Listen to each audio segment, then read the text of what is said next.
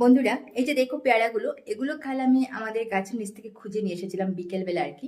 তো ভাবলাম বিকেলবেলা আর খাবো না, ফ্রিজে রেখে দিই, কাল না হয় দুপুরবেলা একটু পেয়ারা মাখা বানাবো, বানিয়ে খাবো। বাট কি হলো, এগুলো ফ্রিজে রেখেছি যাতে নষ্ট না হয়, মানে একটু নরম না হয়, কিন্তু একদমই নরম হয়ে গেছে। দেখো এটা মোটামুটি ঠিক আছে, বাট এগুলো দেখো না কেমন যেন, মানে এত নরম হয়েছে একদম বাথের মতো। মানে এই যে বয়স্ক লোকগুলো মানে খেলে একটু ভালো লাগবে আর কি, যেমন বুড়ি মানুষগুলো। বাট আমার কেন জানি না এই নরম পেয়ারাগুলো একদমই ভালো লাগে না, একটু শক্ত শক্ত হলে বেশ ভালো হয়। আর এটা পেয়ারা মাখা বানালেও একদমই টেস্ট লাগবে না।